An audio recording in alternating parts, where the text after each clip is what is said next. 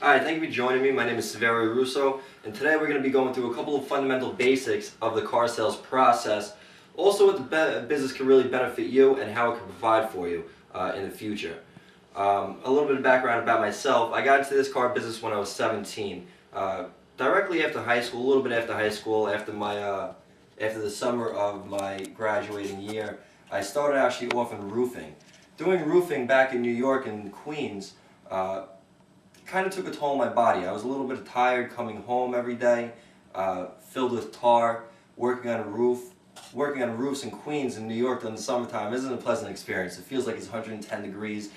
Went to work real early in the morning, got home real late for basically minimum wages.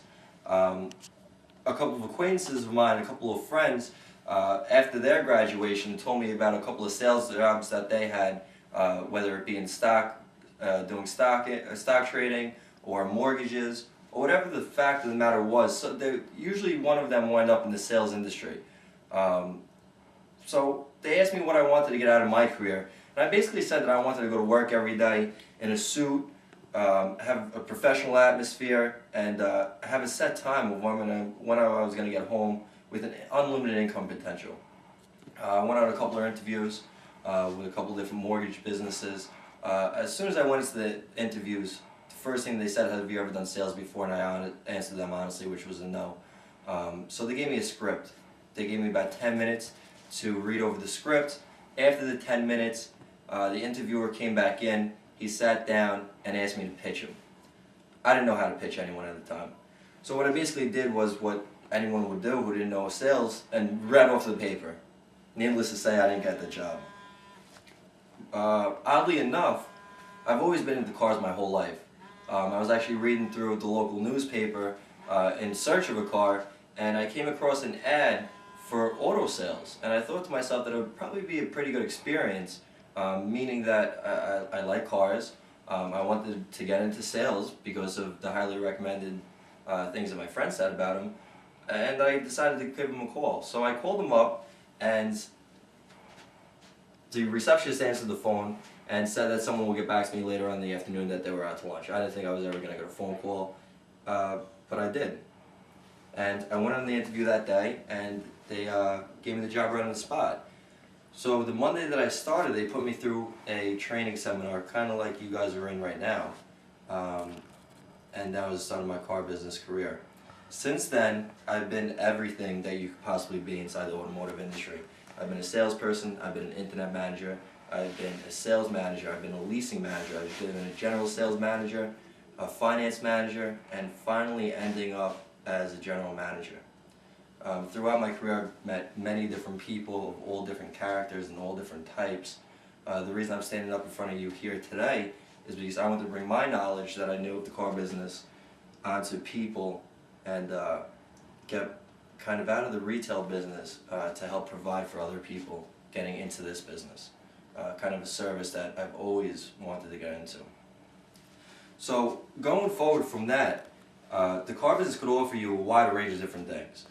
First of all, you have unlimited income potential. Okay, the only thing the car business requires that you bring to work the first day is a pen, a notebook, a binder, so you keep your guest sheets in and keep in contact with your customers. And a lunch is optional, and that's up to you if you want to get lunch or if you want to bring it on your own. That's it. They provide you with everything else. They provide you with customers walking into the dealership. They provide you with leads that you call up, people that might be in the market for a new vehicle. They provide you with incoming sales calls. They provide you with everything that you need to maintain your business and to make yourself successful. Now when I say your business, the car business is an odd business that it's actually, you're kind of like an entrepreneur, okay? You are creating your own leads, you're creating your own referrals, you're creating your own atmosphere. You have an unlimited income potential in this industry because it's all up to you of how many cars you want to sell and how much money you want to make. I know people who do 80 cars a month, I know people who sell 60 cars a month, I know people who sell 10 cars a month because they're comfortable with how much money they make off the 10 cars. So it's completely up to you of what you want to do. So let's get through some of the fundamentals of the car industry, okay? There's a couple simple steps that every dealership uses that will never change over the course of time. The ranges of the orders of the simple steps might change, but the simple steps themselves are never going to change, okay? The first thing that you're going to have is called your meet and greet. Now this is probably one of the underestimated steps in the automotive industry. The meet and greet is a crucial part to your sale. The meet and greet, a person will judge within 3 seconds if they like you and if they're going to buy a car from you, just about how you present yourself and how you welcome to the dealership. Kind of like how you would welcome someone to your own home. You want to be warm, you want to be friendly, you want to be generous, you want to be kind. You want to invite them to have the best buying experience that they could possibly have. Now, I sold cars in New York for a long time, and in New York, it's kind of a metropolitan area. So you could find the same franchise dealership within a 7-mile radius of each other. Now, there's a lot of competition all over the country as far as dealerships is concerned. But the thing that they are never going to find at another dealership that's going to be at your dealership is yourself and your personality. Now, you're going to hear throughout your career in this industry that the salesperson sells the car, never the number, never the price. I cannot agree with that more. The salesperson actually sells the car. Their personality sells their car. Their like affair sells the car. So your first impression on your customer is going to be your most crucial, which is your meet and greet. You want to be firm, you want to be steady, and you always want to greet everyone in the party. So you're going to say, when a customer walks into the front door, you're going to greet them. You're going to say, "Hi, Mr. Jones. Welcome to ABC Motors. My name is," and you are. That's a proper meet and greet. You're going to look them directly in the eye, and you're not going to break eye contact until they give you an answer. After they tell you their names, you're going to greet everyone inside the family, whether they have 2 kids, 3 kids, a wife. If it's 2 friends looking for a car, you're going to introduce yourself to everyone inside the party.